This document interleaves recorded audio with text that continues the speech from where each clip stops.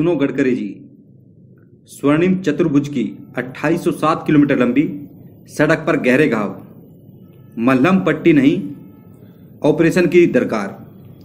जगह जगह जानलेवा खड्डों से 9 दिन चले 2.5 कोस जैसा सफर, एशिया महाद्वीप के सबसे लंबे और व्यस्तम मार्गों में शुमार इस सड़क के टोल से करोड़ों का मिलता है राजस्व। इस मार्ग पर प्रतिदिन निकलने वाले करीब 75,000 वाहन चालक टोल टैक्स बैरियर पर सरकार को कोसने को मजबूर। नमस्कार, दैनिक साथी में आपका स्वागत है। मैं हूं आपके साथ अमित विश्वकर्मा। जी हां, हम बात कर रहे हैं दिल्ली जयपुर एक्सप्रेसवे की।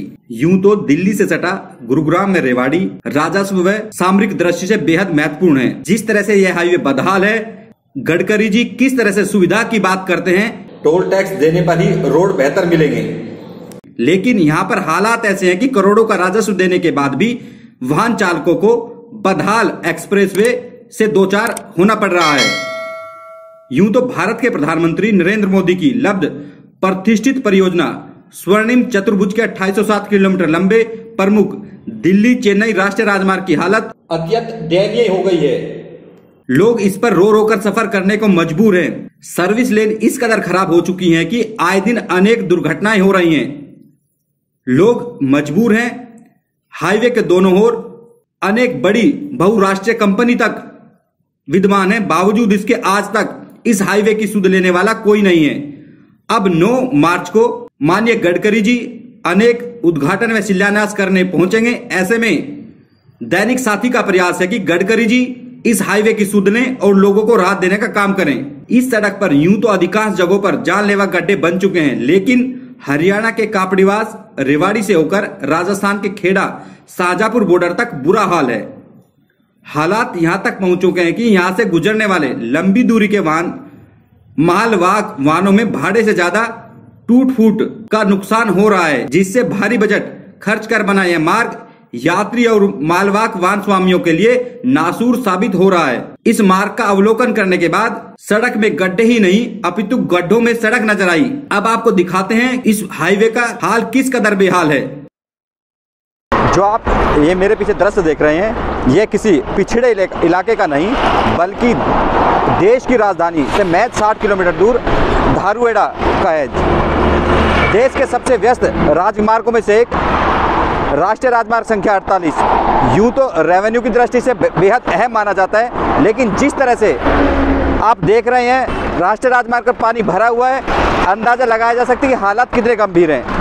वाहन चालकों के लिए ही नहीं, यह आम लोगों के लिए भी जानलेवा बना हुआ है। देखो साहब, बात यह है कि NHAI है, ये नगर पालिका के अधीन नहीं है।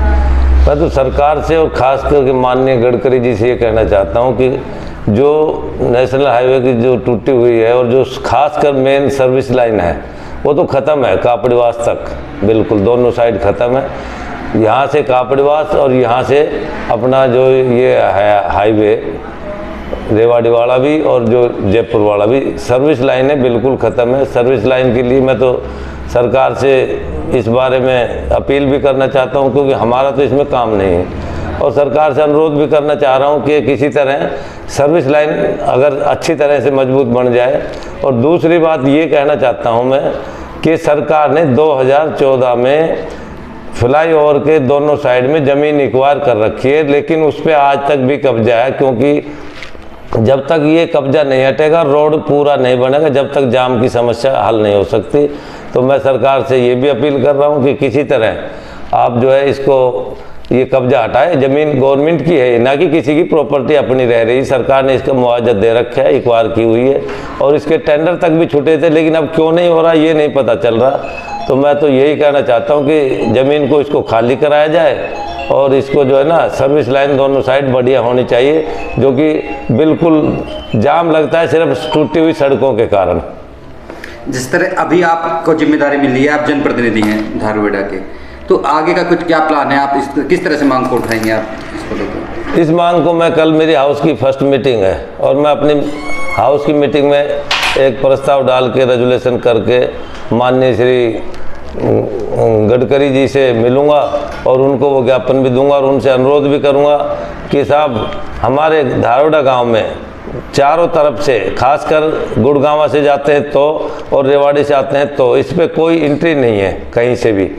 तो मैं तो चाहता हूँ कि जो रेवाड़ी से आने वाला रोड है उस पे हमारी जो ये NH 71 वाला है इसकी एंट्री की जाए, ताकि लोग वहाँ से आना जाना आराम से आ सकें, और वरना तो 2 घंटा जाम में, धारोड़ा में जाम लगा रहता है। और एक जो बाईपास का एक्वायर की हुई ज़मीन 2014 की है धारोड़ा बाईपास, उस पे तुरंत कार्रवाई चाहता हूँ कि किसी तरह इस पे कार्रवाई हो और वो रोड निकल जाए, बाईपास निकल जाए, तो ये समस्या जो जाम वाली ये सदा के लिए खत्म हो जाएगी। दिल्ली से और गुड़गांव से सटा हुआ धारोड़ा है जी। रेवाड़ी में सबसे पहला औद्योगिक क्षेत्र, बात तो धारोड़ा में बड़ा क्षेत्र। हाँ जी। आज तक इस तरह से हालात क्यों हैं, अनदेखी क्यों हुई है, कारण क्या लगता है आपको? आज तक ये हालात इसलिए है कि सरकार ने इंडस्ट्रियल एरिया घोषित भी कर दिया, लेकिन इंडस्ट्रियों पे कभी ध्यान नहीं दिया, और जो इंडस्ट्रियलिस्ट आए उन्होंने उद्योग लगाकर स्थापित तो कर दिए, और जो सरकार के लोन थे उन ले के उनको,